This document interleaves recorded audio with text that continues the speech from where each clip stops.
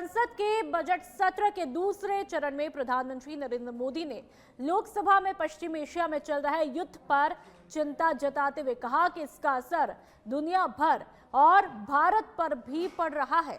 उन्होंने जोर दिया कि संकट में भारत की संसद से शांति और समाधान का स्पष्ट संदेश जाना चाहिए और भारत की भूमिका जिम्मेदार और संतुलित होनी चाहिए। पीएम मोदी ने बताया कि भारत हर पक्ष से संवाद कर रहा है, जिसके चलते हॉर्मुज स्ट्रेट में फंसे कई भारतीय जहाज सुरक्षित लौट आए हैं। उन्होंने पिछले 10 से 11 वर्षों में इथेनॉल उत्पादन और ब्लेडिंग पर हुए काम को भी रेखांकित किया। तो आज संसद में पश्चिम एशिया युद्ध पर चर्चा हुई और प्रधानमंत्री नरेंद्र मोदी ने भारत की भूमिका पर बात की और जोर दिया कि हम शांति का संदेश देते हैं और ये पूरी दुनिया में जाना चाहिए। महोदय, भारत के सामने भी इस युद्ध ने अप्रत्याशित चुनौतियां खड़ी कर दी हैं। ये चुनौतियां आर्थिक भी हैं, नेशनल सिक्योरिटी से जुड़ी भी हैं और मानवीय भी हैं। युद्धरत और युद्ध से प्रभावित देशों के साथ भारत के व्यापक व्यापारिक रिश्ते हैं।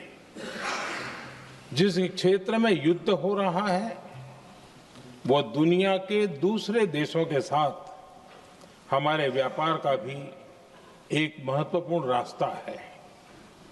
विशेष रूप से कच्चे तेल और गैस की हमारी जरूरतों का एक बड़ा हिस्सा यही क्षेत्र पूरा करता है। हमारे लिए ये रीजन एक और कारण से भी अहम है।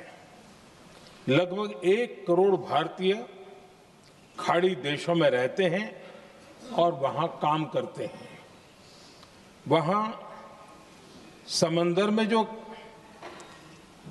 कमर्शियल शिप चलते हैं उनमें भारतीय क्रू मेंबर्स की संख्या भी बहुत अधिक है। ऐसे अलग अलग कारणों के चलते भारत की चिंताएं स्वाभाविक रूप से अधिक है। इसलिए ये आवश्यक है कि भारत की संसद से इस संकट को लेकर एक मत और एकजुट आवाज दुनिया में जाए।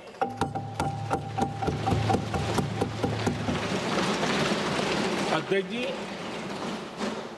जब से ये युद्ध शुरू हुआ है तब से ही प्रभावित देशों में हर भारतीय को जरूरी मदद दी जा रही है।